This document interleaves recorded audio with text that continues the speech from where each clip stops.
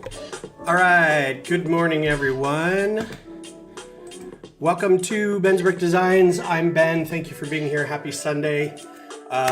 Folks in the chat, Cheryl, I think, Bev, Missy, Johnny was in earlier. Thank you guys for being here. I hope you're having a wonderful weekend. Getting ready for, I think I've got this. No, I don't need that. I think I got it all set up. So late, boo. So it was one of those where just like at the last second, I'm like, oh, I've got 5 things to do right now before it all happens. So it's all good. Just, I'm not a TV network, so it doesn't matter when I start. It's all good. But thank you all for your patience and being with me today. So today we're doing, I'm going to show you a couple things first. And then we'll do the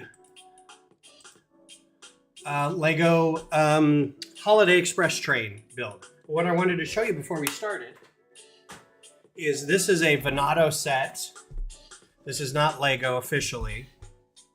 It is a company that does knockoff Lego parts, and they used to be one that would I don't officially know if the people who did the models would steal other people's models, and if they did, this is one of the companies that was we take this very seriously, you cannot have this up there, and then take them down. I think this is that company, but I also think they've since gone under, but you can still occasionally buy some of these from Amazon, and this happened to be on Amazon for about 35 bucks, and it's 700 pieces. So this is a $35 set. This in Lego would have cost about 80 bucks. So when you start shopping around for non-Lego Lego, keep in mind that there is stuff available that's it's just as good a quality in some cases not as good. But this is a Stargate portal set. There's no figures or anything, but if you wanted to use figures on it, it is figure, if I can get a figure here. It is minifig scalable. So here's the MALP. Here's the thing they send through the Stargate. And it's about this big. So this is a good size minifigure scale. The part quality is quite good. Honestly, the one complaint I have is that it was too hard to get some of the parts together. It took a little bit extra to get everything to close fully, not snap in place, but just to kind of close together. So the tolerance is real high. And that's across the board. It wasn't half and half, some were squishy, some were a little nicer. The quality of the bricks is pretty good. The only thing I ran into was there's a piece kind of under here and you can't really see it anymore. It looked like the die was a little mottled, right? So there's streaks of other stuff in it. But other than that, I thought it was really nice. The only pieces that don't exist in Lego that I was able to find are those translucent Technic. There's a Technic axle, 2 connectors, and then a pin or a ball bar combination. So that whole stand there can be recreated in Lego, but it would have to be dark gray and black and stuff like that. But it's got 2 printed pieces. The Stargate Event Horizon pool it's 2 different pieces of real thin plastic. It's very solid. The ring was kind of hard to put together, but it's just a bunch of hinges. I like it. For 35 bucks, it's pretty solid. It's sitting right below a good spot for it is below the Tron and Doctor Who kind of one-off things, sci-fi that doesn't get a lot of love kind of thing. It comes with a MALP, little remote drone that they send through when they make first contact on planets. And it comes with, I'm guessing this is a Naquita generator.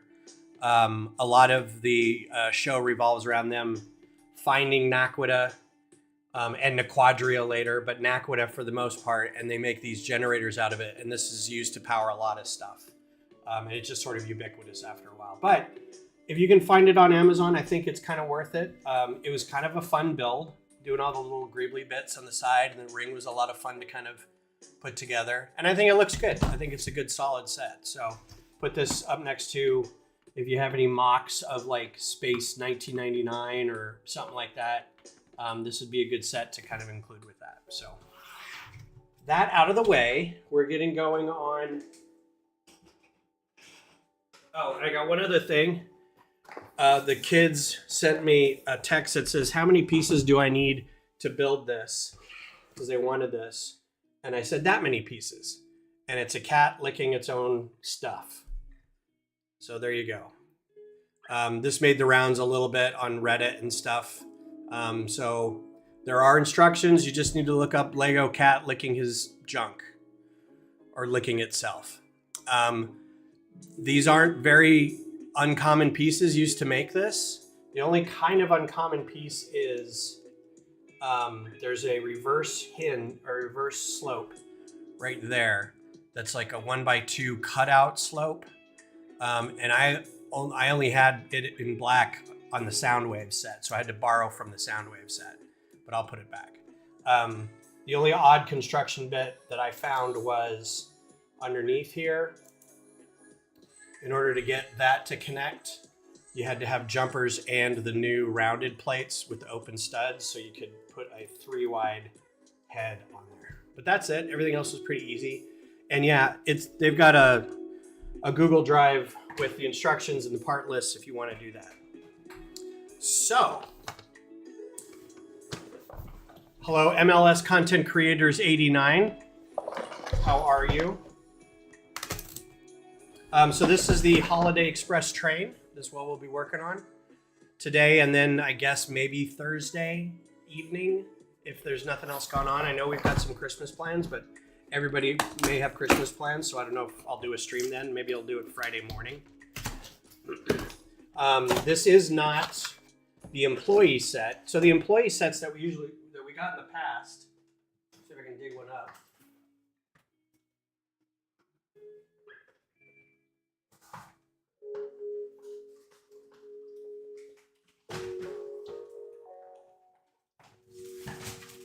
As a Lug ambassador, the first couple years, Lug ambassadors, when I was an ambassador, would get a Lego employee gift at the end of the year.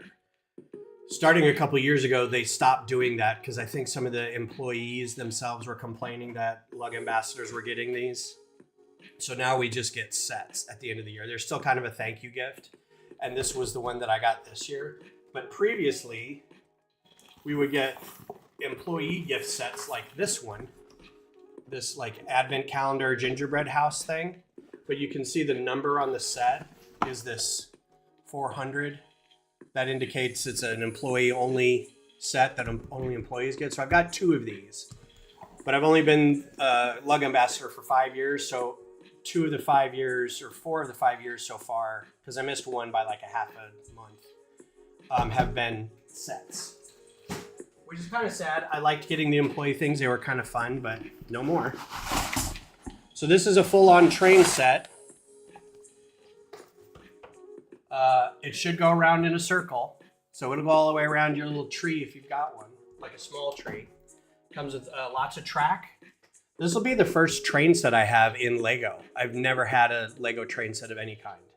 So this will be a first for me. All paper bags. Looks like it comes with this little present, and I'll show you what the present here is in a second. I already know what it is. Is that a Lego version of the CPKC holiday train? You mean this whole set? I'm not sure what the question is. CPKC. Something Kansas City? Oh, also got some eggnog with a little bit of special sauce. Merry Christmas. Doesn't look like it has stickers, but regular instruction book. Again, no QR codes anymore. I don't know what they're doing with those. So let's get started. All paper bags again. We might be able to get through most of this today.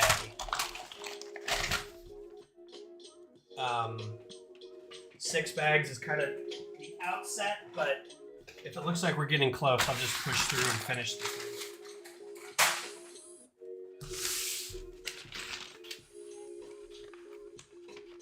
I don't know if it's modeled after something specific or not, honestly.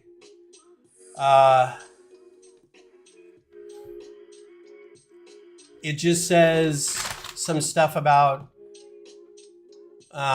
it being a train and holiday experience, and it's got a 3D piece printed in it. Doesn't say anything about it being modeled after something. Also, they've included some, if you do this plus these motors, you can power it up and the train will move. So there'll probably be instructions on how to make it actually go around. I think there was another instruction for the rail car that I've got too for Christmas, where you could add motors and stuff to it to make it run. Oh, I mean, sure, that could be something. That would be kind of cute. We actually have, in Texas, they may have this train. There is a Texas Brick Railroad. It's one of the lugs in Texas. So we've got 5 official lugs in Texas. We have Austin, San Antonio, Texlug Austin, Texlug San Antonio. Actually, Texlug Austin is basically Texlug. Then we've got Houston Brick Company, DFW Lug, and the Texas Brick Railroad. And they do mostly, they do other stuff, but they mostly do train stuff. And at every brick rodeo, they have a huge train display. Giant buildings, giant cityscapes, lots of stuff going on. And the trains that they model are, they try to model a lot of stuff off actual historical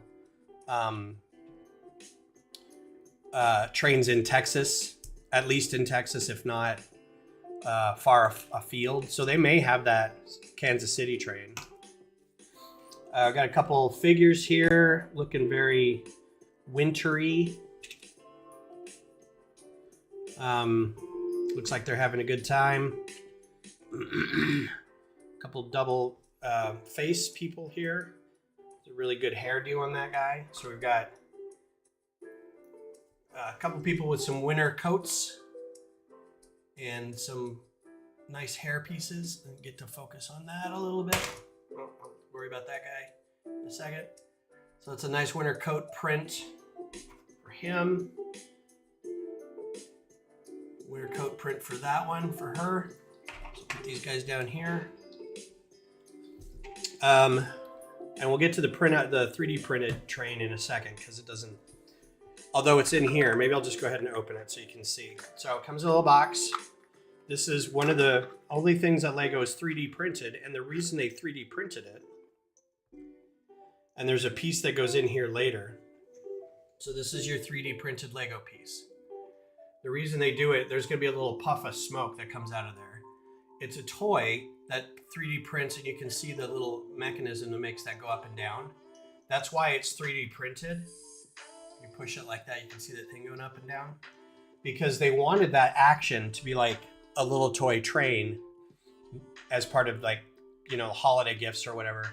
But there's nothing that they could build brick-wise, built out of bricks, that would replicate this at this size. So they were like, let's try 3D printing. This is actually a very good 3D print. It's very clean, but it still looks, you know, it's got some rough texture to it, but it's still, you know, pretty good. So I'll put that there. All right, yeah, I'll check it out.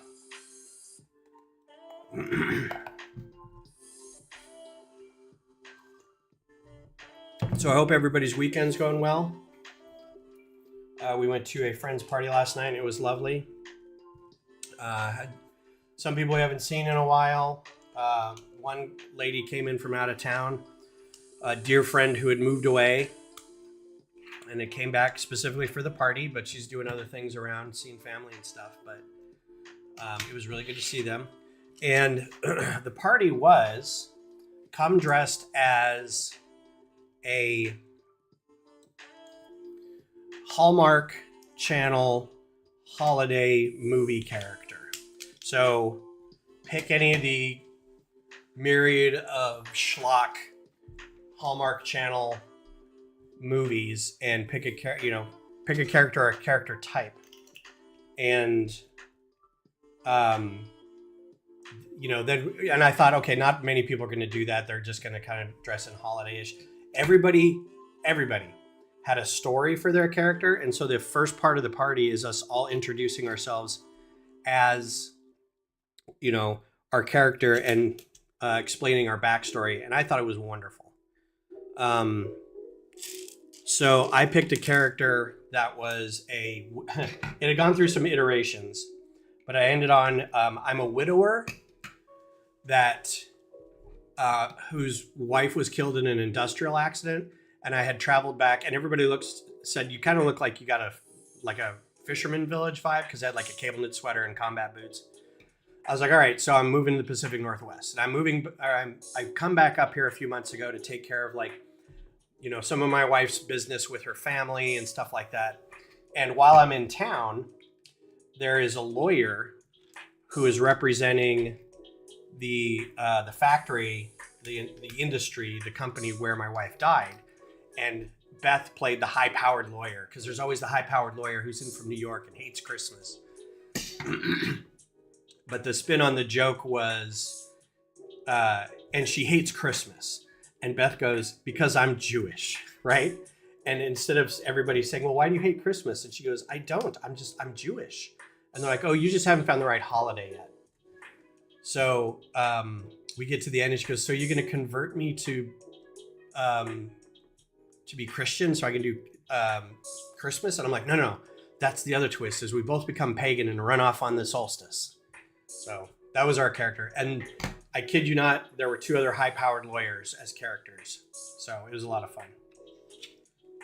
One was like high-powered lawyer who inherited her dad's flower shop, so she had to move back home. But the only thing she could grow really well were yellow roses. It was really cute. And we had another. So we went with Dan and Dara, and Dara was a high-powered lawyer as well. And Dan was a social media influencer. He had a YouTube channel that he would run around and punk people. He'd try to encourage people to take eggs and run around and throw eggs at people and try to hit them on the head. And you've been nogged. You've been egg-nogged. And so he was trying to go viral with that. But he had to stop doing it because people were complaining. But then everything went viral anyway, despite that. It was really funny. So he's like, I've realized that I'm the D character in y'all's main A-B plot. I'm like, I can see you like thinking that one of us needs a PR facelift and want to help out with some videos. And it was a lot of fun. That was the first little while. Then after that, it was just back into, typical party stuff. We're just hanging around talking about things. But it was a good idea, and I think everybody liked it. Always lamp posts in every tree build, at every Christmas build. There's always a lamp. Something about the holidays makes people nostalgic for oil lamps, or in this case, street lights. Probably an LED light. Very classy LED light. To go by the bench. The train station. So this is one of those things that Lego does that I've never been a fan of usually, is they make these, and you can see from the box, they make these little things. There's like a big set, the train, and then there's these little things that are like ancillary to the set. They're just these floating bits of stuff. So that like when you set it up somewhere, this can kind of go anywhere. And they're fine for bigger sets, but I would run into these with all the Star Wars sets. And they'd make whole sets with like 2 figures and like 1 or 2 of these, and that's it. And the early Star Wars sets were rampant, like the 99, 2000 sets. I'm like, man, could you guys actually just build an actual starship or something? I don't want I don't want the cargo sled that Anakin hid behind for 2 seconds in the movie. That's dumb. So, yeah. So how's everybody doing? How's your weekend? Got any big plans coming up? Any major holidays I'm not aware of? This can slide over a little bit. Not using up the whole screen time there. Hope everybody's got their shopping done. You're not stressing out about anything. 1x3s in this light blue color. I don't have any of those, so that's good. This is one of those sets that will probably stay together because I've got a whole Christmas village thing going on set up. So this will just be added to that. And I'll have to figure out how to incorporate this because this has already taken up one shelf. I'll have to make 2 shelves out of it. And just kind of keep adding it. Every year, get another little Christmas thing. These tiles in red, I haven't seen that. These are newish pieces thanks to Speed Champions. All right, so as a child, if you celebrated Christmas, not everybody did, for religious or family reasons, but if you were a child that celebrated Christmas, what was the best present you ever got as a kid?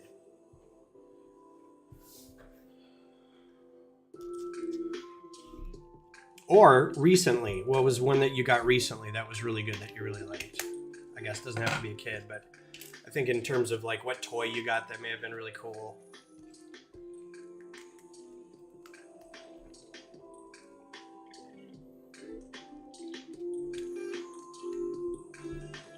I know my parents weren't rich, but I don't think we were poor.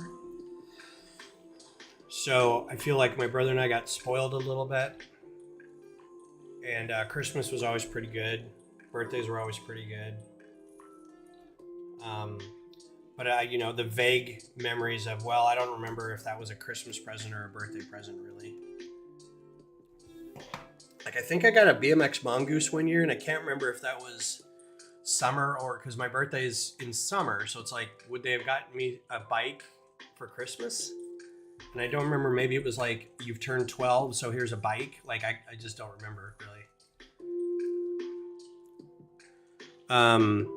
We were of an age where Star Wars were huge sets to come out around Christmas. So we got a lot of Star Wars toys.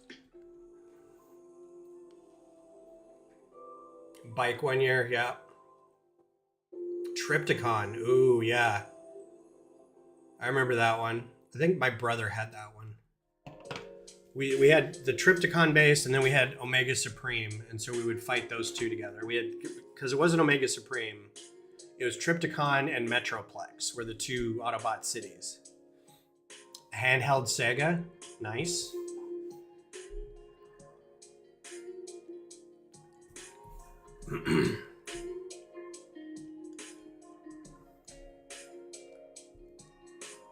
I want to say, and this is going to be a little spoopy, but I think the best gift I ever got was the year of the blizzard where everybody got snowed in our house and we got to celebrate Christmas with our whole family because everybody got snowed in.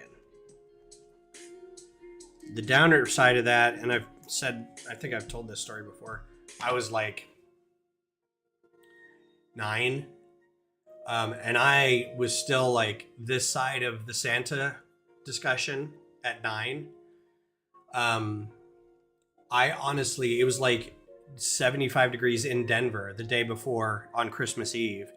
And I didn't know this because I didn't understand what weather forecasts were, but I wished for snow. And then overnight we had one of the worst blizzards in Colorado history. And it shut down the city. And I thought it was my fault. I had to tell my mom the next day, I'm like, this is my fault. I wished for snow. I asked Santa for snow. And of course, I'm sure she was very, oh really? That's okay. Well, I think that's okay. All right, so this is a very adorable little city with trees and a little train track, I think. I don't know what that cone is in the middle of it, but street light maybe? Looks like a little package being sent someplace. But yeah, we got a ton of Star Wars toys and Transformers and all kinds of stuff. So I think I got the monorail transport system, the big Futron monorail set one year. So I'm going to go ahead and say that that was my favorite. And that kind of sparked me getting my own Lego, buying it myself, collecting, displaying it. Had a ping pong table and I set it all up and made moonscapes out of styrofoam and hung stuff from the ceiling, and it was a whole thing.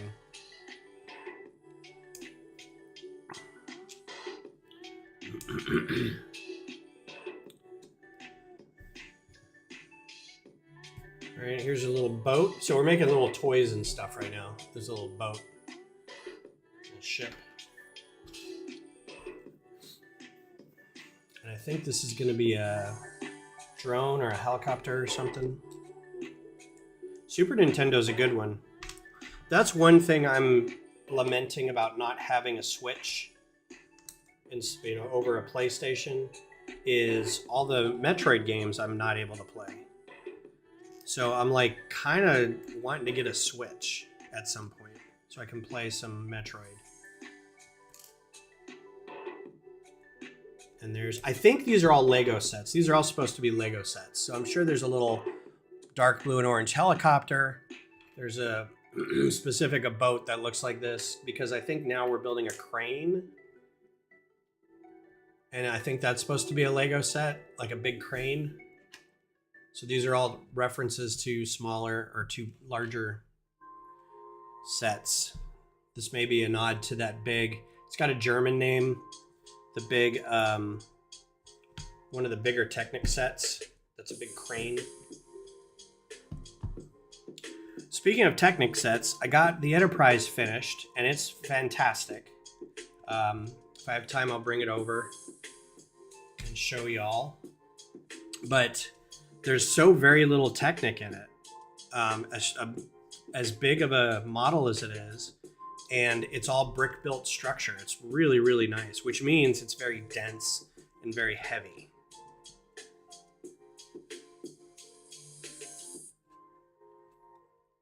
There's some Switch where people can play together. That would be fun.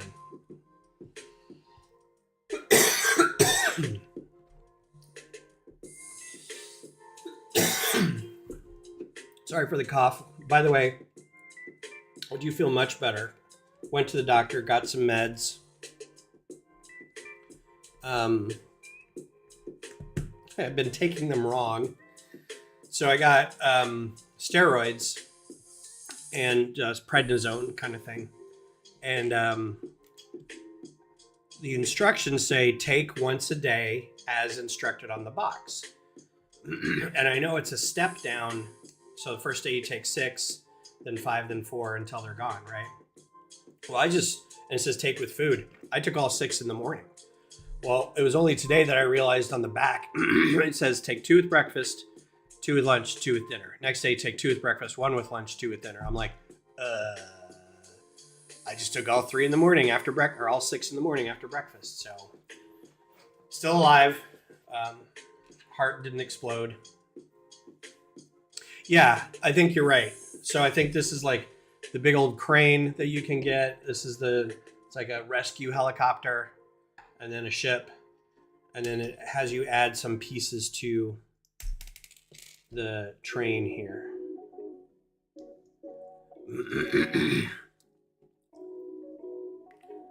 Including a little bit of smoke, a little plume that looks like smoke, and then a little roof. And you've got a little train. And so the smoke moves up and down when you roll the train. That's very cute. So those are all your little toys.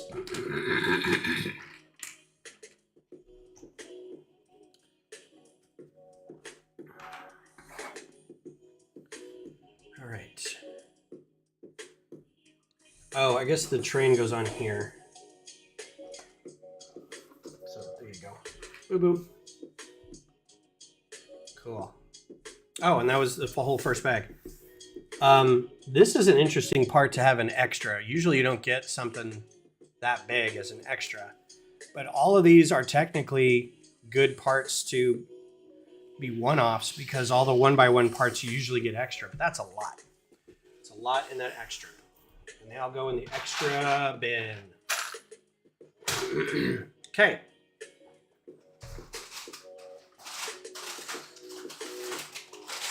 So now go back. Now we build the actual train.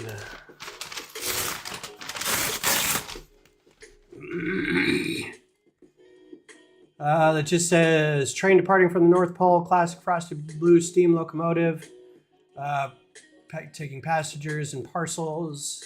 Conductor is thrilled to have assist the travelers. Winter holidays also feel warmer when you have someone to love. That's why we made it easy for you to share the building experience. So you can build like one car at a time.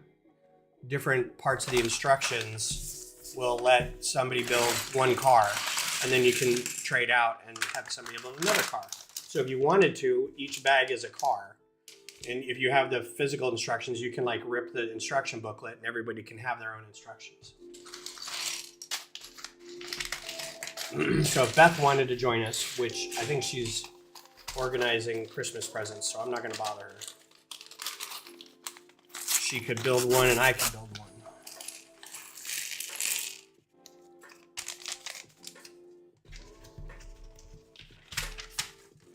All right, so best Christmas present aside, what is your best holiday memory?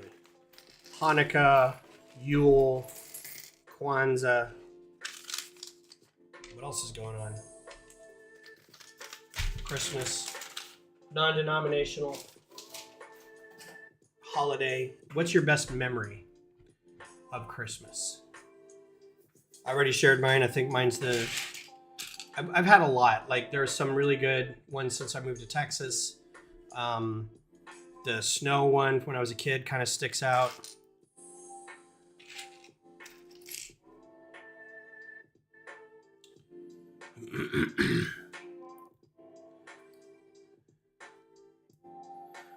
Like one where maybe you went home and met your family after being away a long time, or y'all met at a ski lodge and it snowed and everybody got warm and cozy, or something similar.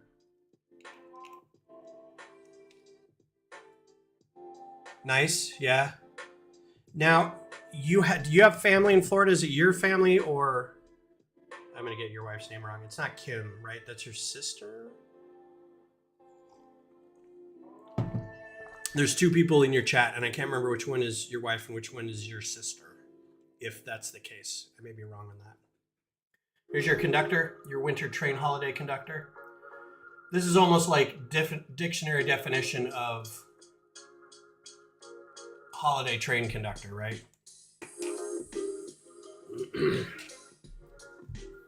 Family in Florida. I should just say family in Florida. Do you have family there? Because you're there a lot.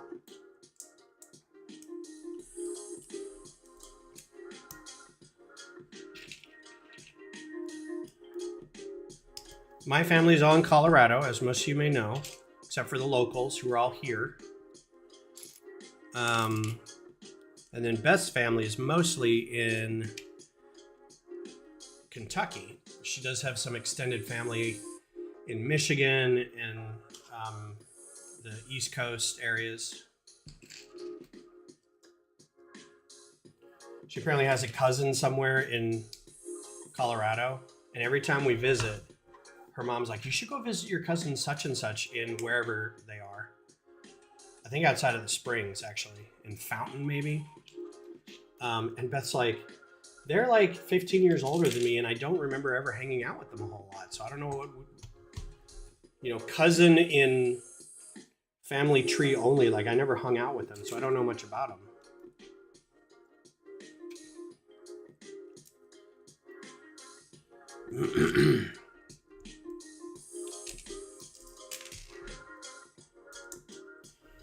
So that Venado set is not an indication that I'm going to start buying a lot of non-Lego, but I think it's worth exploring, especially if there's stuff like the Stargate, where if Lego's not doing it, it's like, why? You could either make it your own, you can mock it yourself, or if somebody else is making it, see what it's like, you know? There are other products out there for the purchasing. Just test it out. It might make you love Lego a little more. Or you might be like, why am I spending so much money when I can get it cheaper? Who knows? So I met person in chat, Cheryl, on message board. We hit it off, got married. I moved down to Texas. At the time, we were trying to plan what we were going to do. And at the time, she had family that she was kind of taking care of. And so it was easier for me to move because I didn't have family that needed taking care of. So that's how I ended up down here. Also, I was able to kind of transfer my job from the cable company I was working at to, the Houston version of it, which I was like, okay, cool. Do I get to work in archives or facilities management or something like I was doing? And they're like, no, you just work in a call center. And I'm like, that's not transferring my job. That's just applying for another job. So it's kind of like, man, that's not what I had in mind. But I'm glad I did. 2 great kids, a lot of good friends.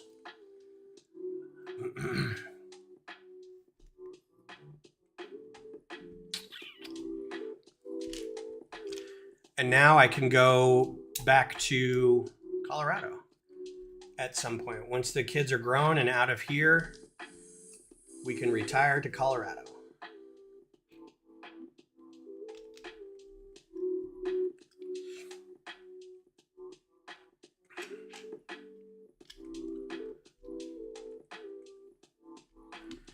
So this I can already tell is going to be like the you throw coal in it chamber.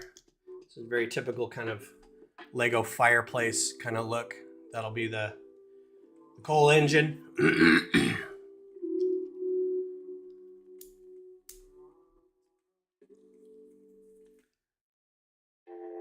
Yeah, my origin story. We were going over like what our friend group was like too, because we've got a pretty big friend group, but there's a lot of overlap. And it's kind of like these people all went to school together, so obviously they're friends. These people just kind of became really good friends as they grew up, and so that's a group. And so Beth was like, are we like the floaters that go in between? I'm like, I would like to consider us the glue. Like there's all these disparate friend groups that are like these pocket friend groups, and then we can invite them all together to kind of hang out. But then I was like, you know who our friend group is? It's me and you, Dan and Dara, Cheryl and Claire. That's our little friend group, because everybody else is kind of like a big friend group, kind of spread out. I was like, their friend group is all the band moms, that kind of thing. So it's fun to trace everything back to, yeah. I mean, it ended up for the best. Like I wouldn't trade it for the world, but when we go back, I'm like, man, it's really nice here. I really like it, but also it's expensive. I mean, it's like anywhere. It's just expensive, especially like the places you want to live in Colorado, like not even the nice places, just this is a nice looking place, view and whatever. And yeah, it's pretty pricey. There's some places I think I'd be able to pull off, but if we were going to live in Denver, we wouldn't be able to. It'd have to be like Fort Collins or Woodland Park. Wouldn't be too bad, except it's a gorgeous little mountain town. There you go. Gonna make that career change now, Claire. We keep joking that I'm a pretty good stay-at-home mom. I'm a pretty good house husband. And I keep joking. I was like, yeah, you got to get your triple figure job so I can retire and be a kept man. And Beth goes, do you know how much social workers and therapists make? There's no way I could do that. I'm like, okay. So, aw, best friends. Best friends. The joke in the family group is Claire and I are kind of similar personality types, and we get along pretty well. It's an easy friendship. And so everyone jokes that we're best friends because we always end up wearing the same stuff to games. And so much so that our oldest got us these socks, which we still have to wear. They're socks that have little arms with little magnets in them, and they go click when you're standing next to your friend. They click and they hold hands. We haven't worn those socks yet.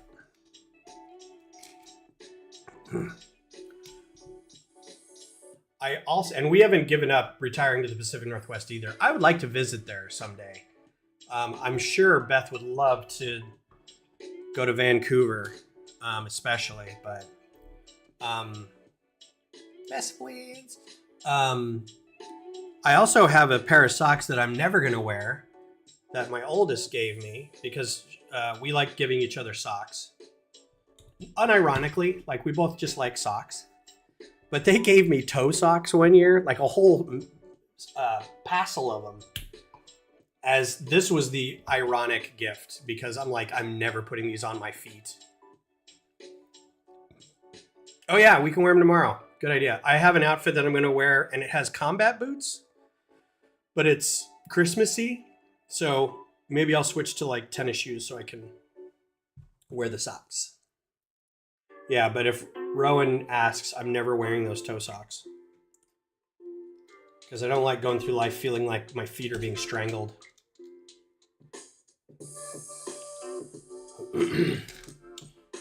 All right, so best gift, best memory. What's your go-to holiday meal? Like if money were no object and somebody else cooked it for you, or even if you wanted to cook it yourself, what is your go-to must-have every time? Christmas Eve, Christmas morning, Christmas night supper, whatever. What is a must-have on your holiday table? Agreed, Johnny. They are toe socks and toe shoes. If I wanted my toes to be that encased, I would just I'd put body paint on them or something. Just thinking about it, my toes are in my shoes like do not want.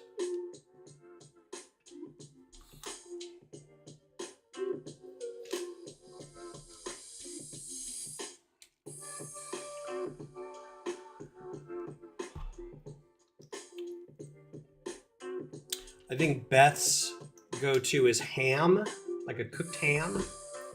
I think she has a memory of waking up always with somebody starting a ham in the oven, getting that ready for Christmas dinner. Or that may have been Thanksgiving, but I think it's scalloped potatoes, honey baked ham.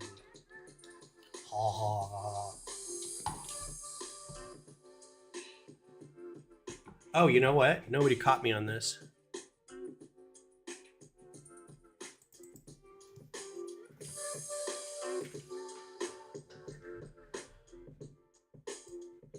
Hopefully this doesn't break anything. This is what?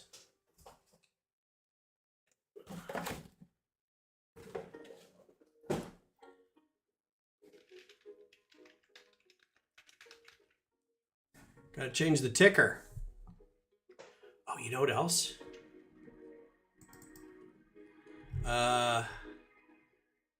Let's pick white.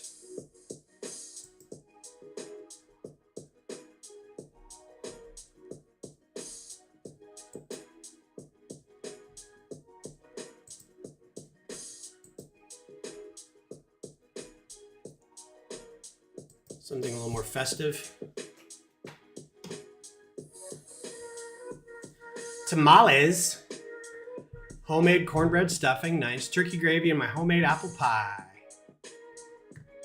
Very cool.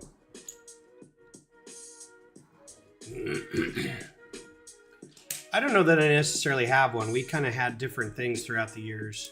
I feel like a honey baked ham was probably a big one. I don't think we did turkeys on Thanksgiving.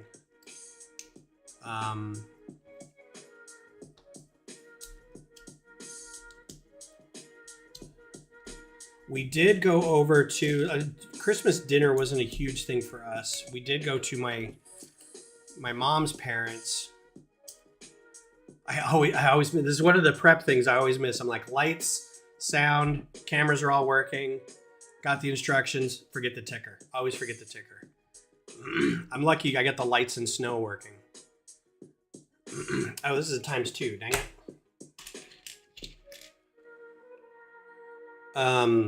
We go over to my grandparents' house and have a Thanksgiving meal with the extended family, so aunts and uncles and cousins.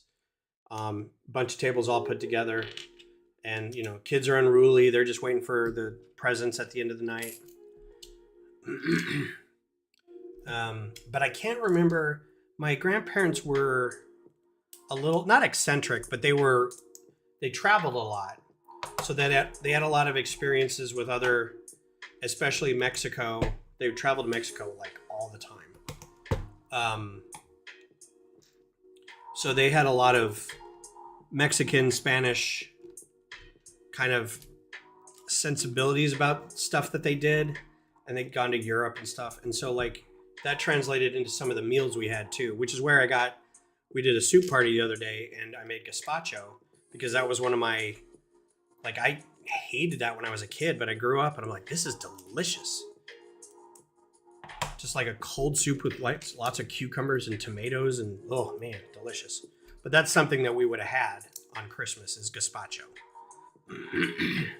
As like everybody have some gazpacho while we wait for the main dish. And the main dish was always like duck or something. It's something odd that as a kid you're like, what are we eating?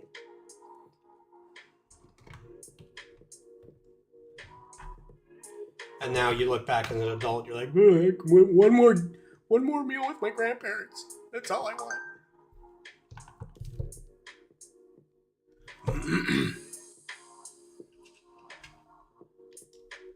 But if I were to have my way, scalloped potatoes is a real good one. I'm a fan of mashed potatoes and gravy, but yeah, scalloped potatoes.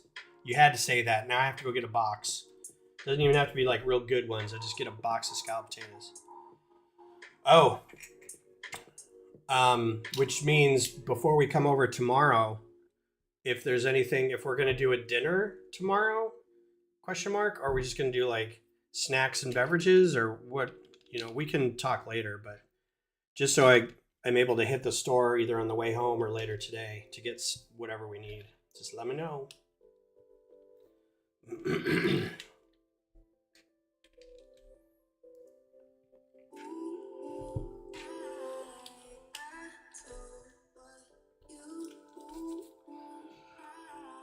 So last night at the party, we introduced friends of ours to Taskmaster. They didn't know what it was, and so we had the absolute pleasure of saying, you need to check this out. Texted them again this morning. I was like, do you like Bake Off? And they're like, yeah, we watched that. It's like, okay, you'll really like this. And it's that same sort of wholesome together feel, but it's a little more humorous. Zisoo, been a bit. How are you doing? Good to see you. Happy holidays to you and yours. You're doing your Costco pizza.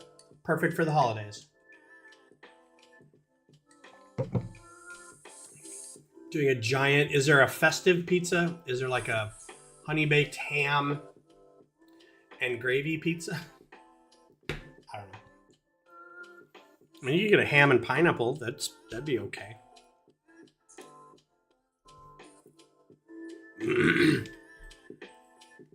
Baby, how are you? Thanks for coming in. Appreciate you. Hope you're having a happy holiday. We're doing Christmas Lego. The Holiday Express train. It cracks me up when I say Holiday Express train because I always think of Holiday Inn Express and the commercials. Well, I'm not actually a train conductor, but I did stay in at a Holiday Inn Express last night. So I can conduct the Holiday Express train. Oh yeah? What you building?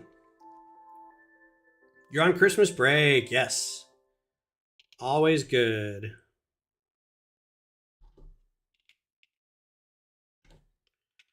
I think the next thing I'm going to build will probably be this guy. The maple bonsai maple tree. I've had it for a bit and it looks nice. So I think I want to get that one going. I don't know when I'm going to do it. Because like I said, promised myself in the new year we'd be doing more design stuff. So more on the Q2 Stadium, more microfighters, more try to finish the Horizon advent calendar for next year. Maybe I can, if I give myself a whole year, maybe I could get it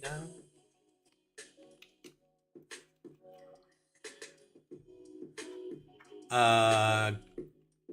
Greg says pepperoni and glizzies. I don't know what glizzies are either. The Minecraft crafting table. Cool.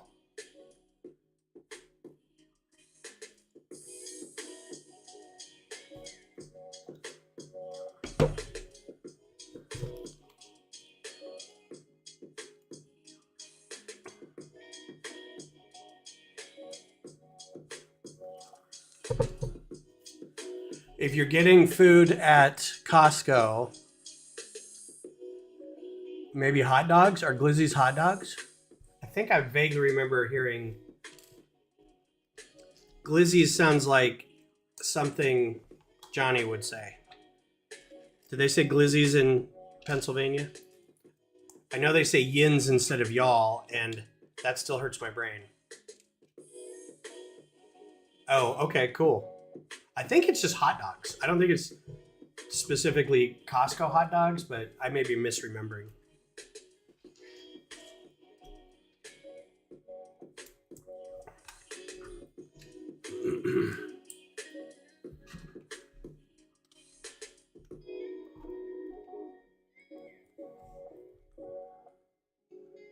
Ball joint to the build and make the roof float because the roof makes the inside dark. Or you could get some circuit cubes or some light my builds or some other. There's cheap LED lights you could get on Amazon and just run some of those in there, and so it lights up the inside a little bit. But yeah, pretty smart move to keep it open a bit, keep it lit. Yins or yuns.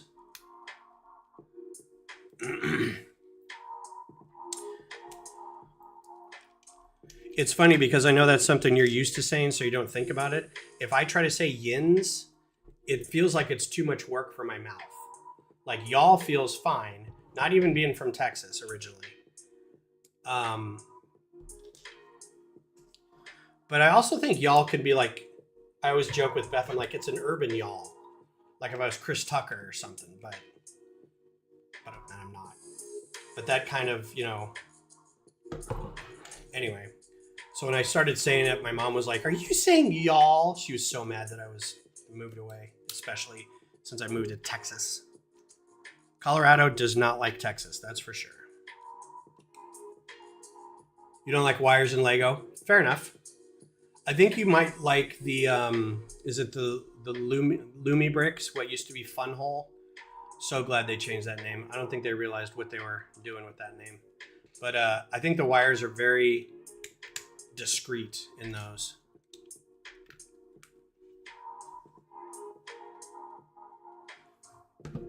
Are there any 3D softwares where you could put sets inside them and edit them?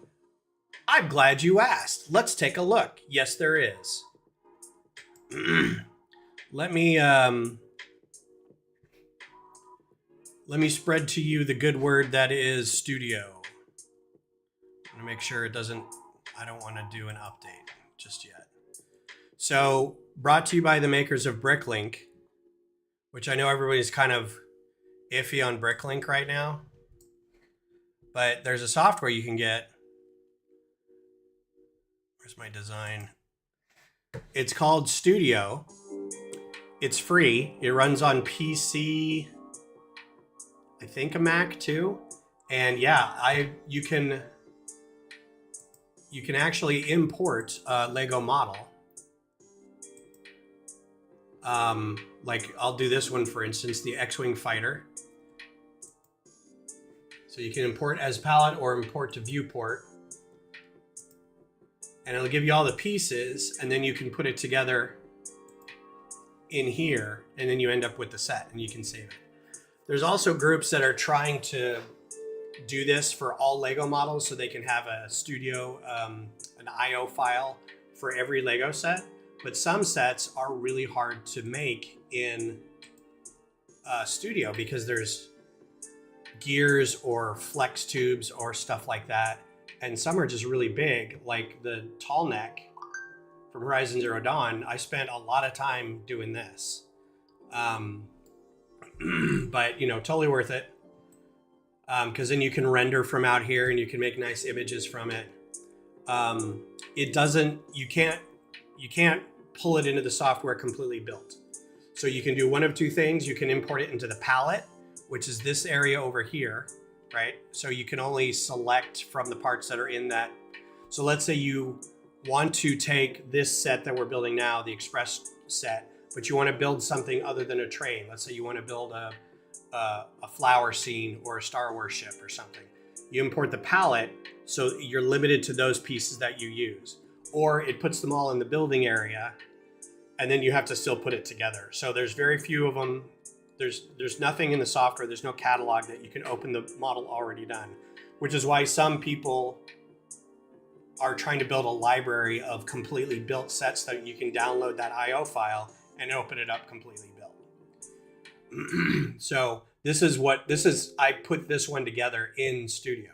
So it laid all the parts out here and I had to go through the instructions and put them all together. So it doesn't normally do that. It just puts all the pieces like you've knolled the pieces out on the table yourself. So, but yeah, it's super easy to use. It's drop and drag. The learning curve is very shallow. It's a lot of fun. I've spent many, many days a week in this doing all kinds of stuff, including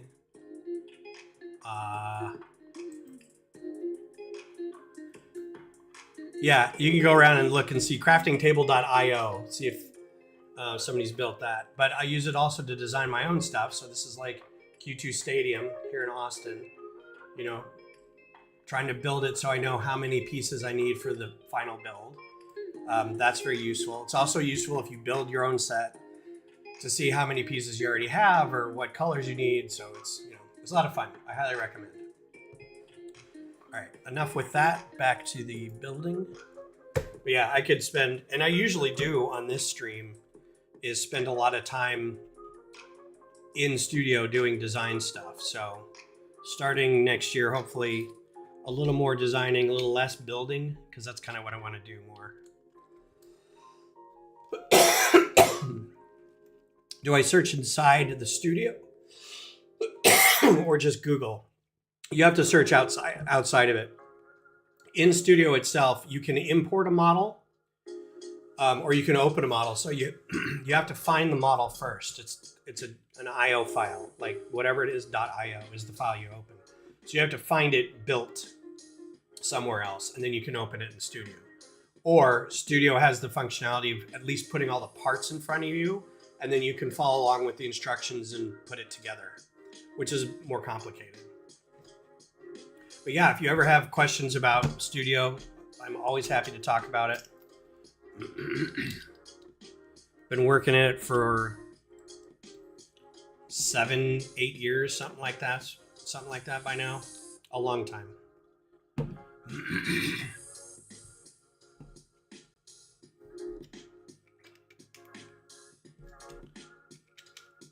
For sure, glad I could help. So still working on the train, still doing train stuff. We got our front part of the train there.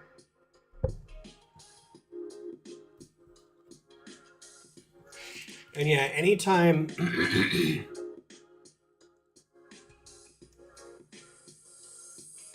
so that I don't understand about the hobby is That's one thing that I don't quite get is people hanging on to boxes and instructions once they've been opened. And this is coming from somebody who has decades of instructions. I don't keep the boxes, but I keep the instructions for some reason. But going back and buying the boxes instructions, I'm like, I don't know that I would do that, but everybody does their own stuff. Hate the minimum buy on Bricklink. That's shop specific. Sometimes not everybody has a minimum buy, but it also, if people are doing that for their business, they want to make sure that they're making money too. And it would cost them more in time and materials to mail you something if you're buying 45 cents worth of parts and it costs them $5 to mail it. Especially if they're paying people to help sort or to help organize. Some shops are pretty big. And again, sometimes that's their business, which is why the whole thing with Bricklink shutting down access to stores in certain countries is kind of frustrating. I need more of this piece. If you can see it, put it on this guy's hand. It's a coffee cup, but it's not like the old coffee cup with the handle. It's a Starbucks cup. And I need a million of these because I'm always building mocks with like normal people in it. And I'm like, I need a bunch of these because this is what people are carrying, you know. And if you could make it into tumbler colors, you could still use this. It looks like a tumbler. The only alternative is to make things with like the little tiles with the bars coming out of it, and they look like sippy cups when you do that. So that's like, that's not the same. Oh, fair enough. Yeah, that's a good, like if you've got the full set recreated and you have a box to organize it in, it's better than lumps of bags, I guess. So that's fair. See, everybody's got their own way of doing stuff. I throw it all into this room and hope that at some point this room just doesn't explode from being too full of Lego.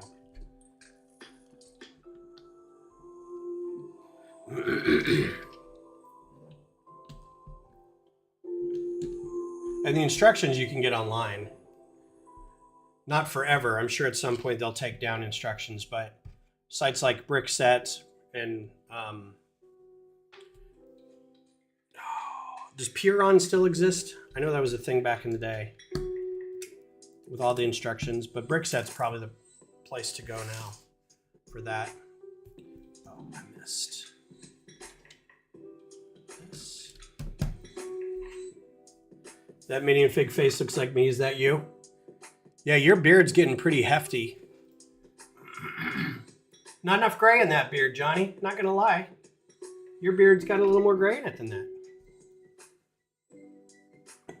There is charm in reading physically. I know that when Beth builds with me, she always does physical. I just do the digital. If I'm building by myself, I'll use the booklet. But if I'm doing this, I want people to kind of like be able to follow along a little bit. All right, got some extra parts here. They go in the extra parts bin. Nothing really major to speak of. I do like getting the tiles with the little dial on them. The dial tile.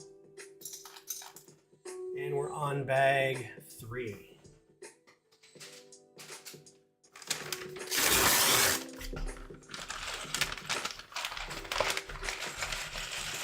All the facial hair.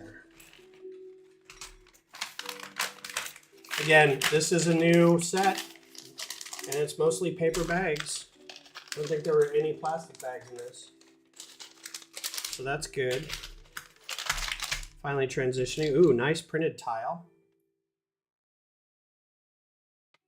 Holiday Express, not Holiday Inn Express. Also nice smoke part. I think this is an Ninjago piece.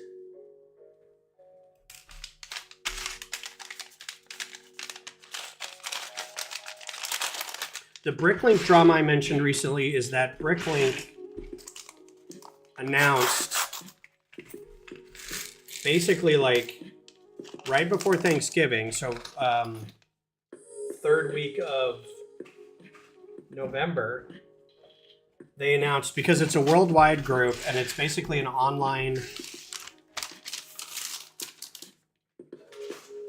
portal for people to set up their own stores, but they also have instructions and they have the software that I was showing you. So there are things that they offer, but for the most part, they are secondary market store for people to open shops and sell stuff, sets, instructions, just parts. They announced that they were shutting down the access to the portal for stores, basically shutting those stores down for like 35 countries. It did make some sense for some countries because there were no stores and no activity. But in a lot of cases, it also means access to Bricklink from those locations. And there are some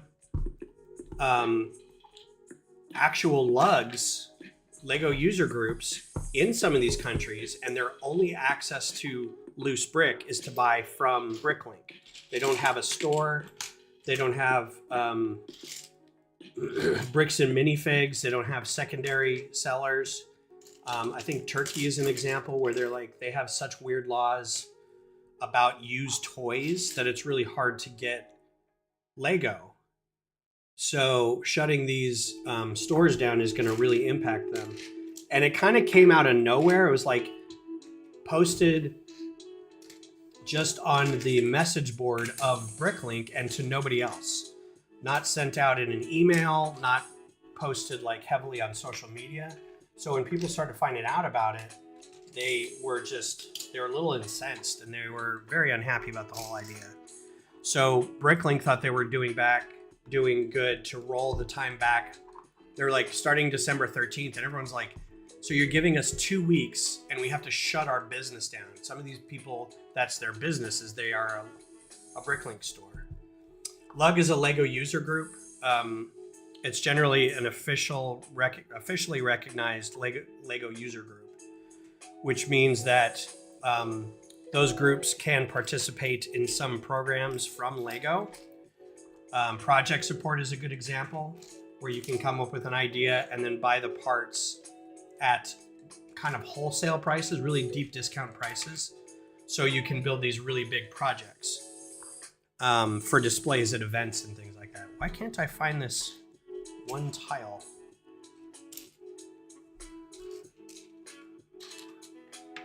Can't imagine it'd be over here. All right, gotta do some intermittent knolling. Organize some of this stuff because it's getting in my way and I can't see what I need to see.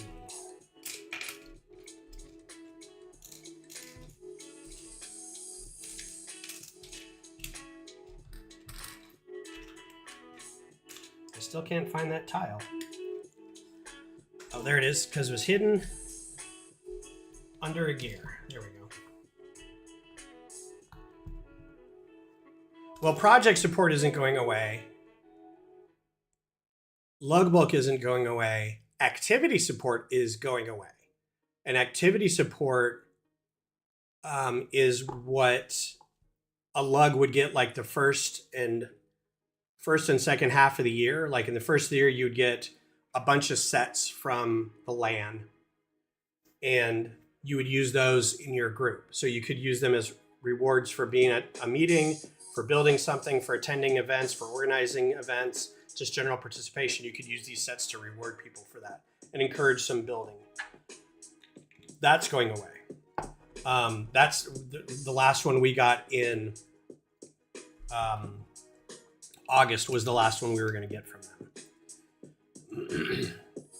So, but project support's not going away. Lugbulk's not going away that we know of. They may change slightly, but as far as I know, they're staying put. And they're adding 3 new ones. They're adding curated support, marketing aligned support, and then they said another activity support, but it's not the same as what we're used to. So for a lot of these now, you have to kind of apply for it like you do with project support. So no longer are they just sending lug stuff. You have to kind of justify why you require a bunch of F1 cars or something like that, you know. Like, what is the thing that you guys are doing that requires us to send you this? so that you can kind of report back and say, this is what we're doing. This is why we need this. This is what we're encouraging our users to build, or this is going to be part of the community or something like that. Yeah, well, and that's been the really big argument is like, you keep saying that you're supporting adult fans of Lego, but you're taking away the things that help promote being an adult fan of Lego. You're making it harder to be that by taking things away. And there's always been restrictions on these things, and we've always been able to work around it. So my hope is that, and a lot of this isn't final yet. They're still working on a lot of it, and it's not really implemented yet. It's supposed to be starting up next year. So we'll just have to see if it's, tenable for a lot of these groups. To answer your questions, they did. A lot of these are in places that had little or no activity. A lot of them had quite a bit of activity, but they're in places that maybe they're having tax issues with, or it's hard to trade with their government for some reason, or it's hard to ship. Like they gave zero that was part of the problem, is they gave zero explanation about why they did it. So it was really frustrating to not have any reason why it was happening other than them just saying, okay, well, starting on this date, we're closing these stores down. And their apology letter that they sent later still didn't say why. They just said, well, we know it sucks, but we still have to do it. And we're, doesn't really impact the shoppers, but it's given everybody kind of a real unease about using Bricklink anymore, because we don't know if it's, pressure from Lego to do this or their own internal thinking that's doing this, or what else is going to change. So that's the drama. So people who make stores on Bricklink pay slots for the store to be on their site. I don't understand the question. Pay slots for the store to be on their site. To be on Bricklink's site? Basically, yeah. So it'd be like, think of Bricklink as like Etsy. You basically use Bricklink's portal to create a store for your own stuff. And in that store, you can create any front page, you can set any conditions, you can do all this stuff.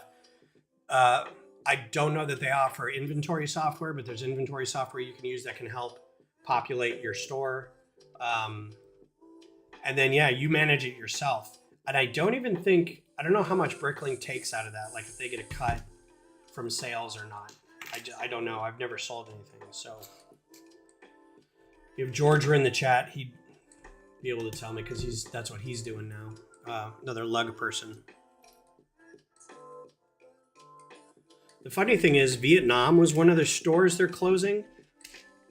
I think there's a Lego distribution plant or manufacturing plant in Vietnam. So it's like, that's when we weren't really sure if it was Lego or Bricklink doing it, but.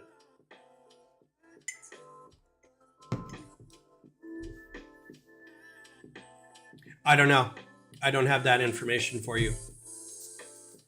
I'm guessing they probably do take a cut of each sale. That'd be the only way to do it. Any kind of we own the place and you can sell from within this place type of business does that between 30 and 40%. Sometimes it's really high.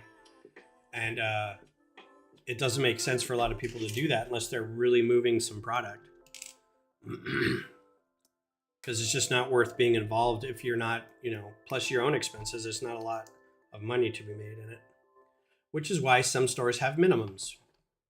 Because they're like, in order for us to make any money with this,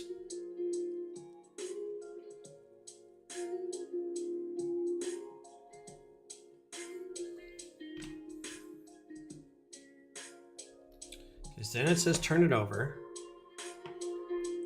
Oh, that way. Okay. I was like, what direction are they going with this?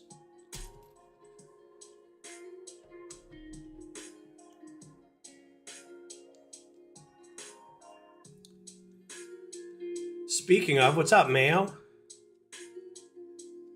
How are you?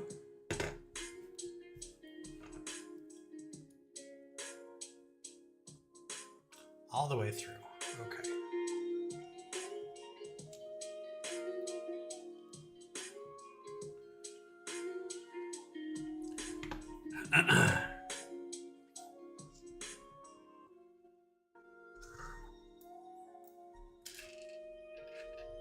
How's your break going, Mayo? I know a lot of people are on school break. Yeah, some shipping prices are weird. Some are like $5 flat. Some people are like, depends on the weight of the thing. Some people are like, depends on your zip code. So, I mean, uh-oh. I think I broke something. Nope, all good. World Darts Championship. Interesting.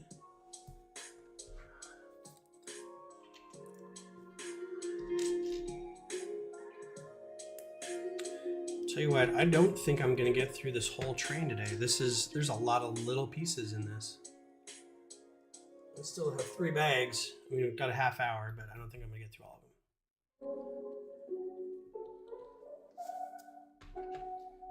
Yeah, that's the thing with Bricklink, the store dictates the shipping.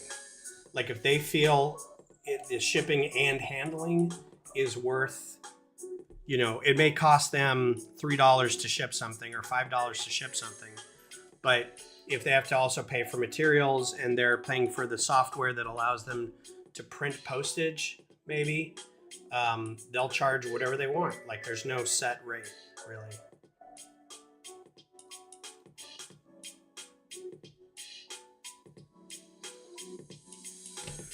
But again, I don't run a store, so I really don't know the finer points of the selling part of it.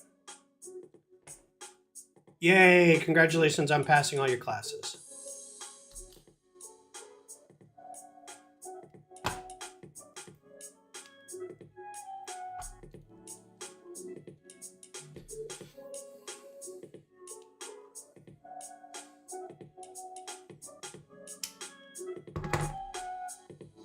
That's finicky. Come on.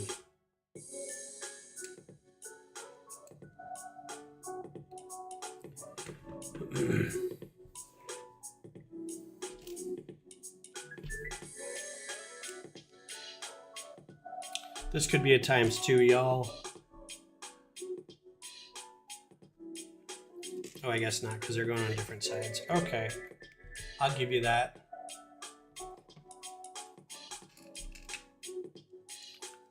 To celebrate, I went to the Lego store afterwards. Got a Pab cup. Good deal. I haven't got a Pab cup in a while, or Pab box.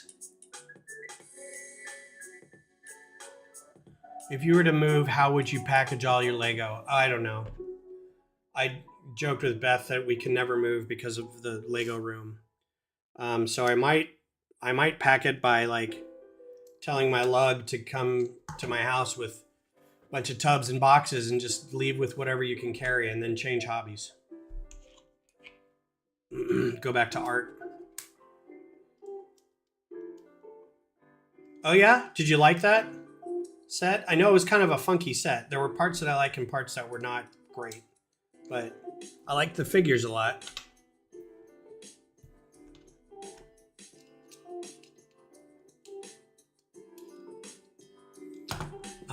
Does this have... It seems a little wobbly.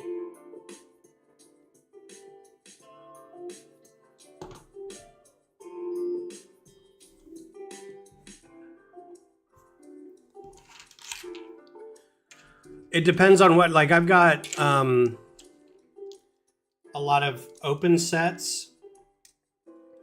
And this is what I tell people when I see them posting on Reddit or other socials when they ask what's the best way to move.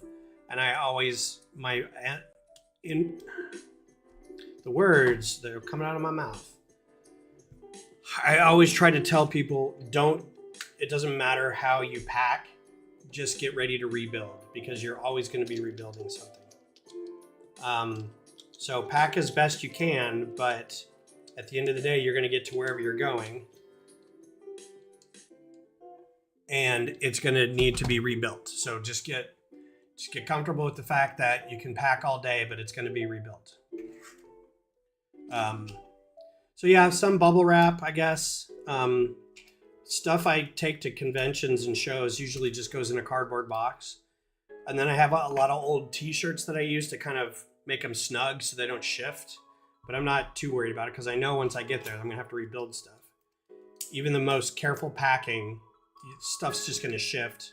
You hit that one bump in the road and everything kind of goes like that and it shakes off loose things. So super glue them from the start. Shame on you for even suggesting that, child of mine. In fact, now I need to ban that user ID. Soak it in resin, yeah. Just shellac the whole thing so it's encased forever.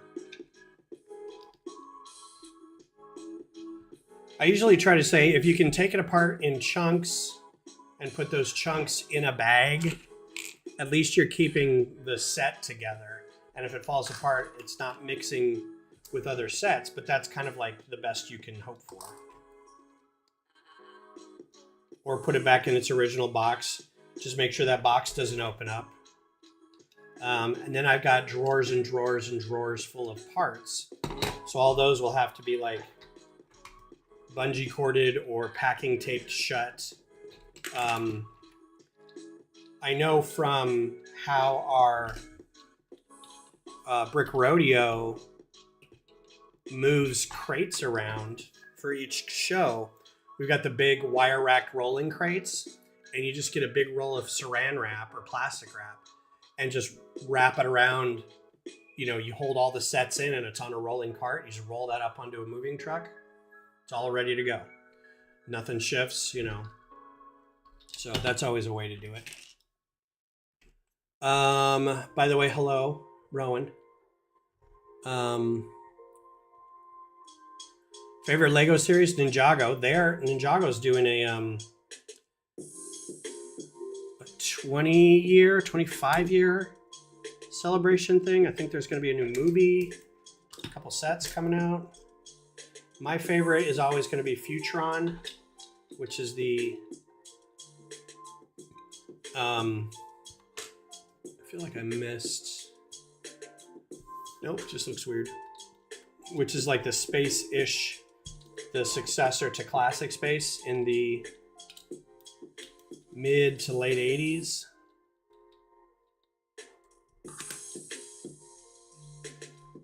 Yeah, this is going to stick out. These are going to stick out a little bit. They don't tell you that in the instructions, that the axle is going to stick through a little bit.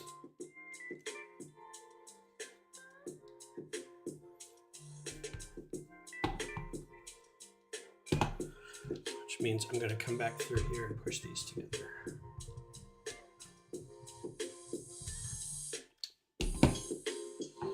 $15 years, nice.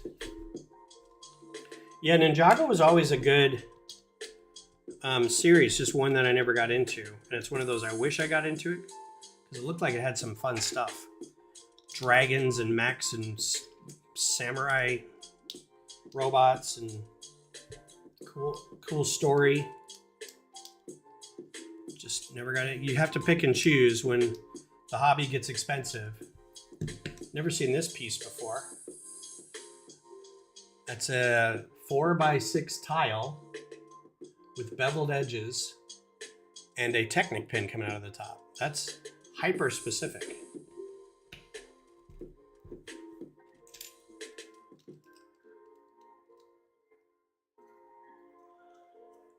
Paying double just to replace the pieces. I do like the minifigures. They're pretty rad. Never been a real big minifig guy. I don't get the CMFs a whole lot. So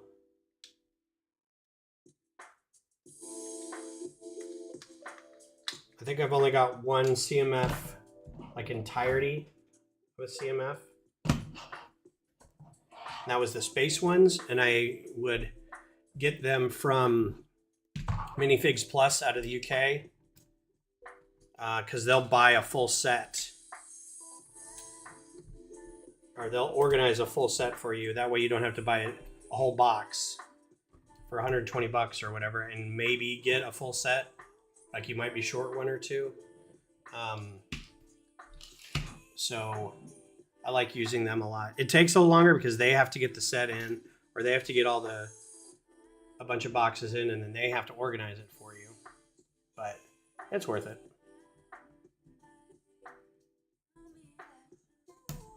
Paying double is in to replace the minifigs with the originals. I don't understand what that means.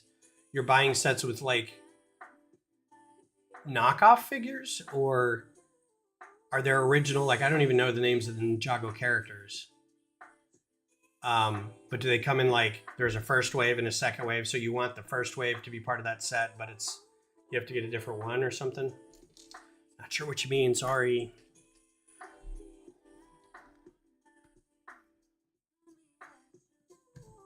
Oh, gross. I don't want any of that. I don't want the trophy. I don't want a messy figure. Don't care about any of that. That trophy looks god-awful. The in real life trophy is not a good looking trophy. And Lego's like, you know what we need to do? Make a giant turkey, a golden turkey leg out of that. It's not, I don't like it. One of the uglier trophies in sporting, honestly.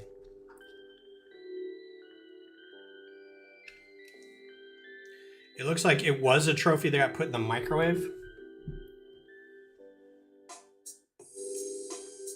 Oh, okay. So it's like getting the wrong clone type for the set that you get. Like a stage 2 clone would never be on this set, or they change the stage 2 clones along the way that have different printing. Kind of the same thing. That is frustrating when you get kind of used to, or you want a certain figure to be there and it's not. It's different iteration. I get you.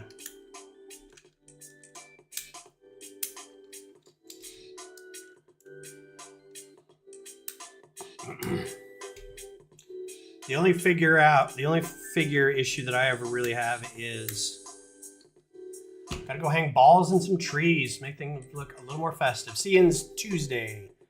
Finishing the lights for the Enterprise. Oh, you know what? After this bag, I may start one more bag, but then I'll bring the Enterprise over in its full glory and show everybody that. Yeah, I'll see you Tuesday. I'll hopefully be able to drop in and say hi on your stream. Everybody go subscribe.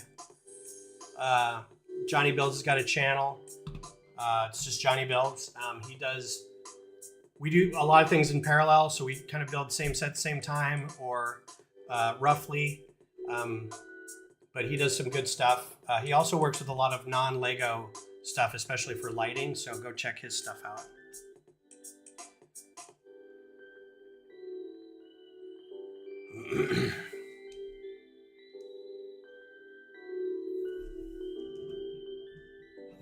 Very festive little train we got going on here. Very cute.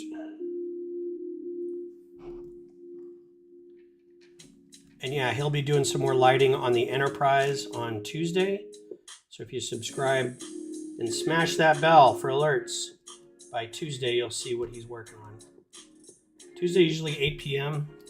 Central, 9 p.m. Eastern.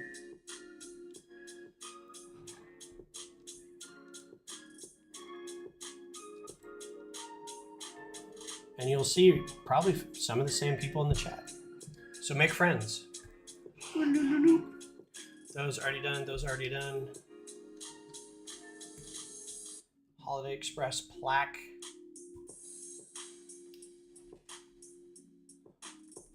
Stayed in a Holiday Inn Express last night. Just never gonna not say that joke.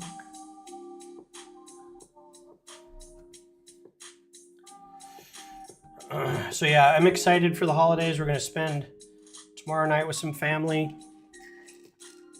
and then it's just gonna be chill. What I call liminal time between now and like January 5th. Because although I technically go into the office, everybody else is off. So there's gonna be no help desk tickets. No systems are gonna be upgraded. or worked on. We've got no plans for any reboots or anything, so it's going to be a lot of just making sure that whoever is in the office has help. But it's probably just going to be a lot of watching YouTube videos and stuff like that. So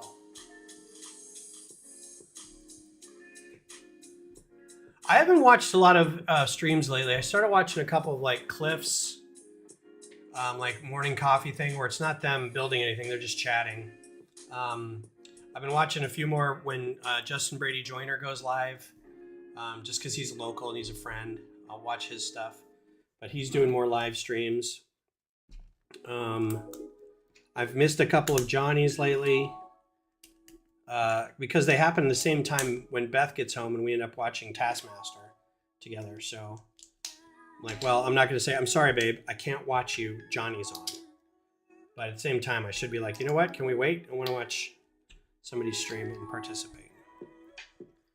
Also, in the set instructions, they legit show a comparison between new and original versions. That's wild. I didn't realize that there was Ninjago drama like that.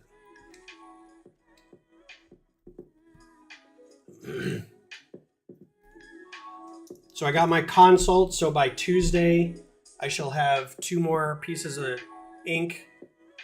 And then it's a matter of figuring out if I want to do more than that later. What did I miss? Oh. It's like I've got a whole set of other pieces here. And then I was reminded that I should get a Stargate one, and I was like, oh man, Stargate. And then maybe a Taskmaster, the TM inside the wax seal. That would be a cool one. So I was like, all right, there's 2 more I can get. Thank you, baby. Kind of. So we've got, that's our local soccer team. And then Dragon Ball, Autobots, Classic Space, Tron, Star Wars is Flogging Molly, Metroid, Screw Attack, Half-Life. Oh, that's Hitchhiker's Guide. Can't see that because I can't turn my arm that way. Hitchhiker's Guide. Soot Sprite from Studio Ghibli, X-Men, Doctor Who, Robotech, Defense Force, Star Trek, and this is the Nora clan symbol from Horizon Zero Dawn. Somebody goes, it looks like a uterus. And I'm like, it is a matriarchal society, so that doesn't, that's not a bad thing to point out. I missed a couple steps because there are pieces along here that I did not catch. I'm trying to see if I can easily find them. Because when you get to the end and there's whole tiles like this, you've missed something. These are okay. This is newish for it to be an extra piece, but I'll go with it. I'm going to kind of quickly scan back and see if I can see what I missed in terms of these 2 tiles. I think that one might be in there.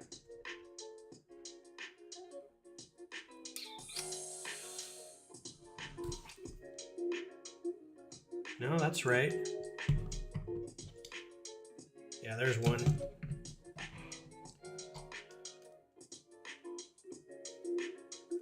And I'm wondering if the other one is on the other car.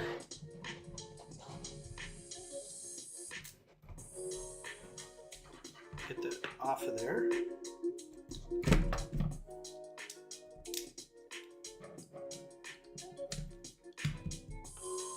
I think the other one is right here. Doesn't really have any other place to go. Yep.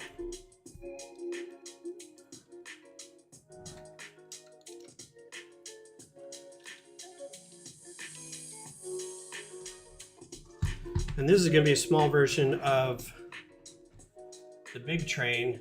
You can see how the wheels are going to make the smokestack go up and down. Where's the gear for that one? So the wheels, when they're on the track, will make the smokestack go up and down, just like the little train. All right. Let's see if we can cram one more bag in here, and then I'll show you We'll do one more bag, even if we go over a little. And then I'll show you the Enterprise.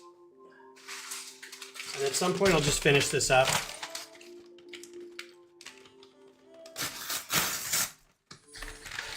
I like the trains, but not the holiday trains. Yeah, I'd be interested in knowing how our train group, our local train Lego group here, views this train. Where's the Minecraft logo? Never got into Minecraft. I feel like when Minecraft hit, I was kind of like, this isn't for me. I know a lot of people are like, it's Lego, but in the computer. Why don't you like it? I'm like, I don't know. Just, it feels weird. Wasn't a fan. I know it's huge. Just never got into it.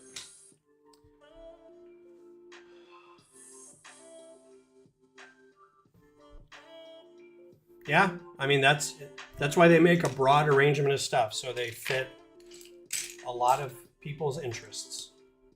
I like Horizon Zero Dawn a lot, so much so that I made all the machines from it. They made one tall neck set, and I'm like, you know what? Thanks, I'll do the rest. The video game sets are good. Yeah, you start thinking about other properties once they do one video game, but then I'm like, that's mostly minifigures. Like, most of them don't have like really good, like Horizon I can see because you can build all the machines. But God of War, what do you do? Like, it's all locations and fighting gods and stuff. I made all the machines from Horizon Zero Dawn. The only one I didn't do, the only one I haven't built yet is the Rock Breaker. I haven't got the parts for it yet, but I have all the other machines. Nope, didn't want that. I will show you.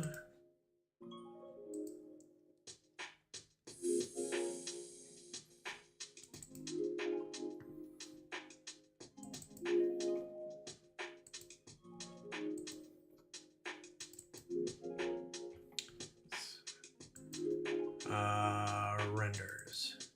Yeah, so here's all the other machines.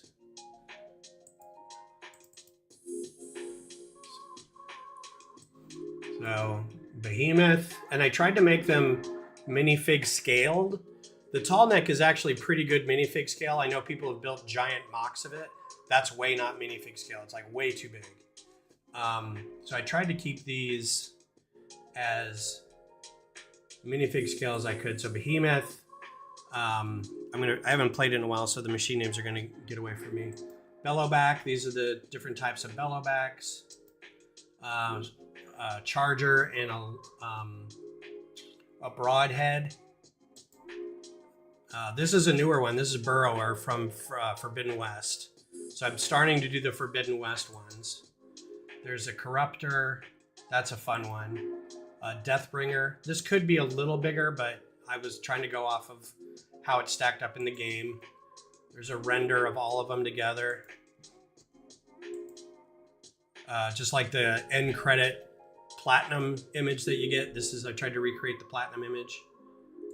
That's a lance horn. There's a long leg. Yeah, so I tried to recreate that, but with Lego.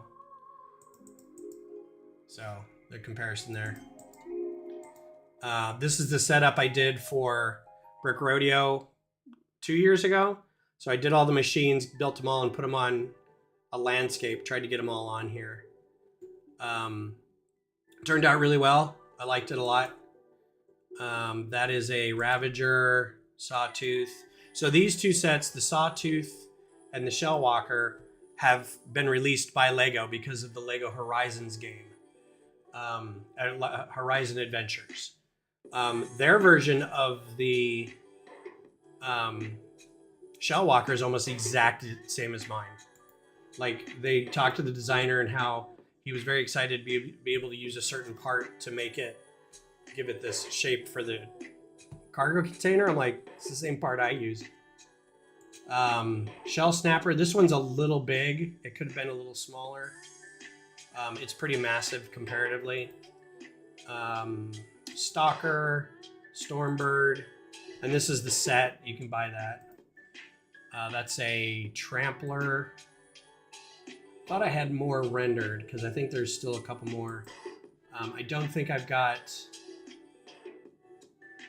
I don't have a, not a Scrounger, but one of the early Scrapper. So there's still a Scrapper that I did, and Glinthawk are the other ones. So, but yeah, that's what I've been focusing on the past few years, and I'm trying to do an advent calendar for Horizon Zero Dawn. So 5 figures and then a bunch of like little pieces. Let's see if I've got those.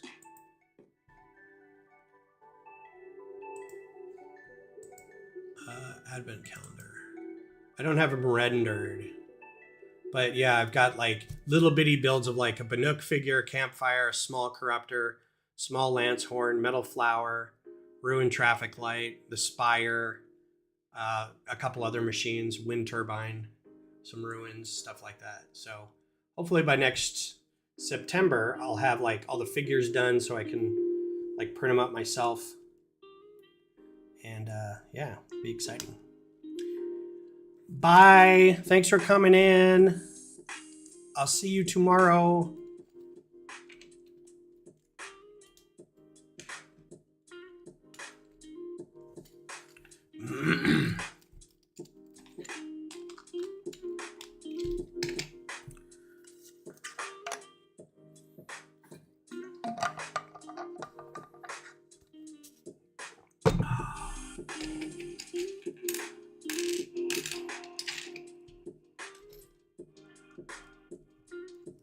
Nope, just Aloy and Varl. So I'm trying to figure out, I don't really know how to make my own minifigures. So that's something I'm trying to teach myself. Because I want to make an Erend, a Silence, let's see, which ones did I have? Varl, Aloy, Erend, Silence. And then the game had Tirsa, which would be a good figure to have for the advent calendar, but I feel like her headdress is going to be too hard to figure out how to 3D print and then print colors on. Who's death in the game? Oh, Varl's? Yeah. I don't know why they did that. It upset me, but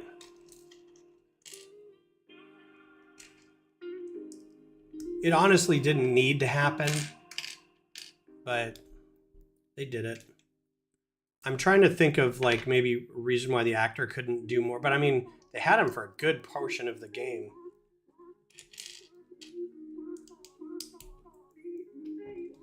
Maybe they felt like after a while it was too many characters. They brought in Zoe, they brought in Beta.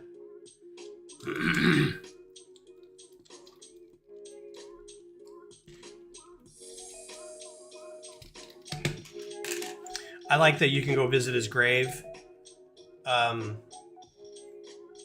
Because I've replayed it a couple times, and at first I didn't realize in Zero Dawn, you could go back and visit Rost's grave.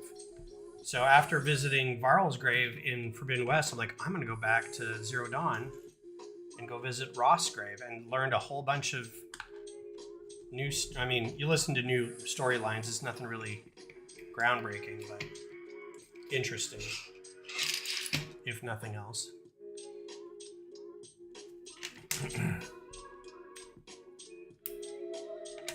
Still think those are some of the best games ever made. Story-wise, graphics-wise, gameplay-wise, they're just beautiful games.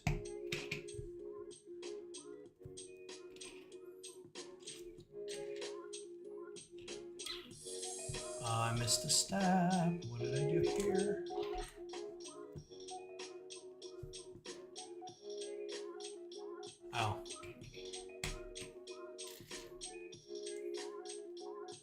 get you zoned out. I have that effect on people.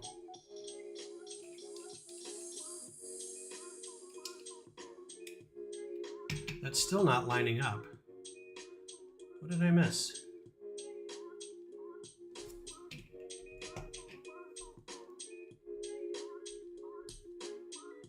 Oh, jeez. God, I zoned out and I'm putting the thing together.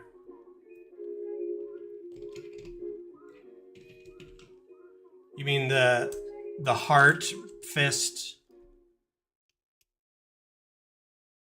the dialogue tree? There really isn't a lot of dialogue trees. Occasionally you'll get the heart, fist, brain, but that has no outcome.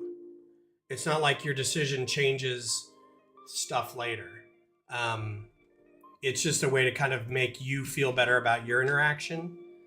And it gives you one different line of dialogue from the person, but it doesn't really change like the story. The story is pretty linear with a lot of side quests.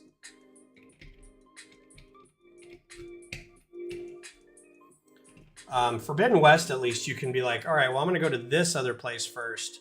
You have like one of 3, but like if you choose the other ones, they're a little harder. So you have to level up a little bit before you can go do them.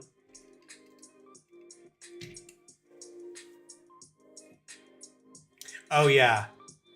The ones that bother me about the talking to people is there's no change and you still want to know a lot about it. And it says,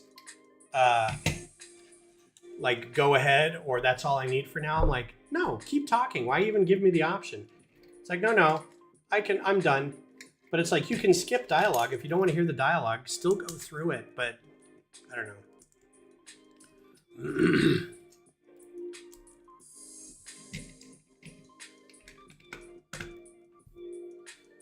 I will say I'm glad they did the remaster because the face animation in the first game is a little dated. That's the one thing that I feel like is a little dated, is the animation. But otherwise, still really great. Yeah. Yeah, she kind of cuts to the chase a little bit after they're done yammering. She's like, all right, so what I need to do is this. And they're like, yeah, okay, I get it. I see I was a little flowery. All right, we've got a present with a bow. That sits up here. I'm guessing that's what that is. And a nice wreath times 2.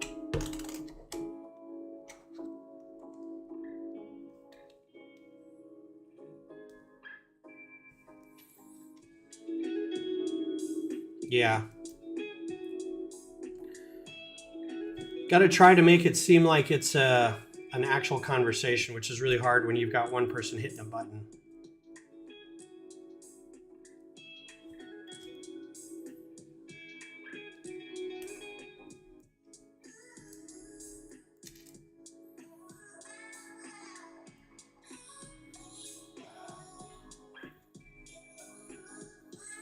They were just very stiff. It was very of the time. You play any other game in that time. I mean, I feel like when that game came out, it was the best of what could be around, really. Because I was also playing like of the era Mass Effect and Uncharted and stuff like that, and still comparable really to that. But what else came around? It was like Assassin's Creed. Some Assassin's Creed came out right then. God of War came out, or redo of God of War. There was what was the real big open world one that came out? It came out at like the same time Horizon did. Or no, it wasn't. It was a Zelda game that came out. One of them was a Zelda game. I think Breath of the Wild came out with Forbidden West, and then something came out with Zero Dawn that kind of overshadowed it. The big like fantasy open world game, and I can never remember what it is because I'm old and the memory fades.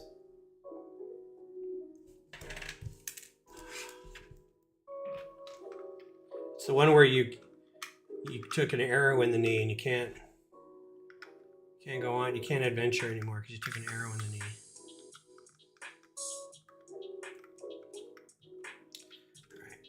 cute. This attaches to this guy. And that's the top of the hour-ish, so I'm going to leave it here. We've got 2 bags left, but I'll either finish those at another time or on the next stream. So this is about how far we got with the cute little train. And you can't really see it because it's not on the tracks yet. But if these wheels moved, you can see the smokestack going up and down, which is kind of cute. Oh yeah, and then in Forbidden West, it gets even worse because it's the Tenakth, but each Tenakth clan has a different... They have like the lowland Tenakth and the mountain Tenakth, the sky Tenakth, and they're all very angular and covered in feathers, but it's all different colors, right? I really thought the Banuk were probably my favorite of all the tribes in terms of like aesthetics. Plus I like the cold. So in Frozen Wilds, it was fun to just walk through snow the whole time. Yeah, it's coming together. It's pretty nice. It'll be a nice addition to the holiday or the holiday village. Let me go grab the Enterprise so you can all see that. I'm gonna raise the camera up a little bit so we can get a full thing of the Enterprise, because this thing's it's a beast.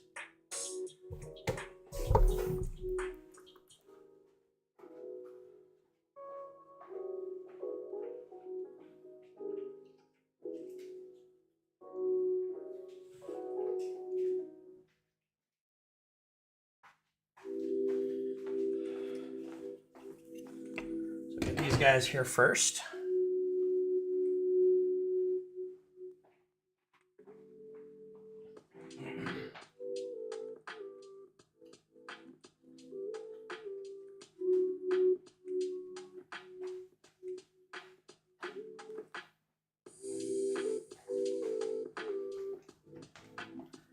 So I literally have no place for this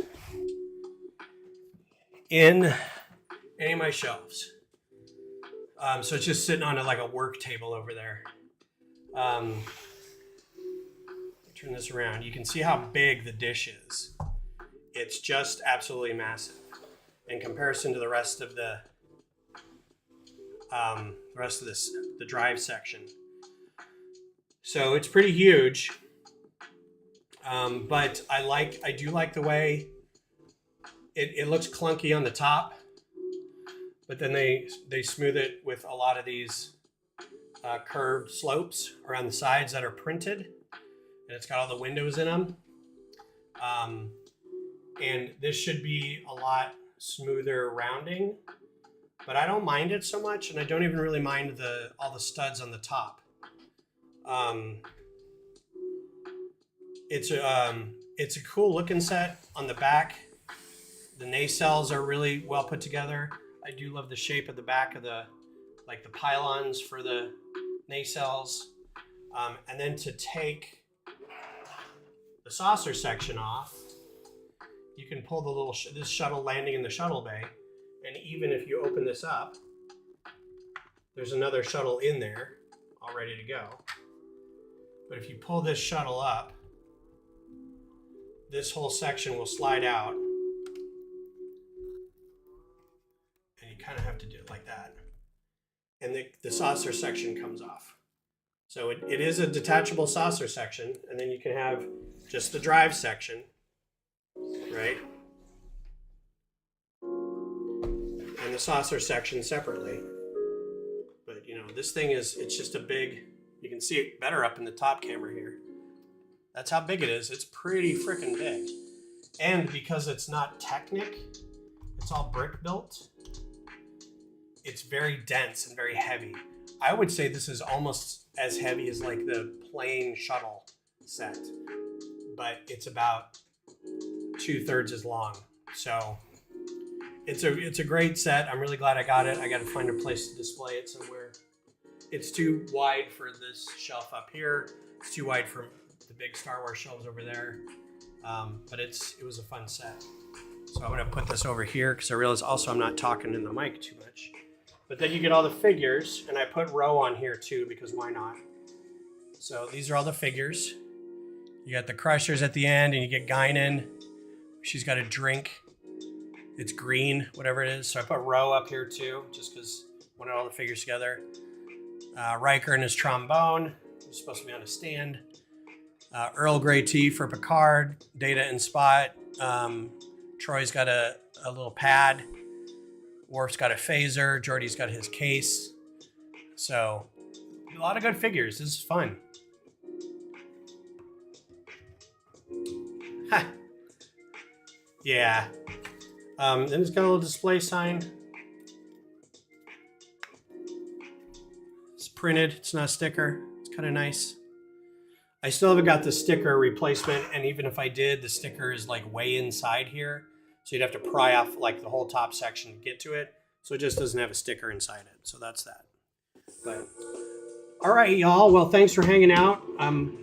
I may or may not have another stream before Christmas or on Christmas. Really kind of depends on what's going on.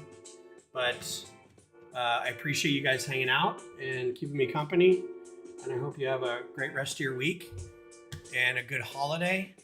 I can't see my shut off here. So you guys take care. Merry Christmas. Happy Hanukkah, which I think is over as of tomorrow. So happy last day of Hanukkah and Merry Christmas. And I will talk to you soon. Bye.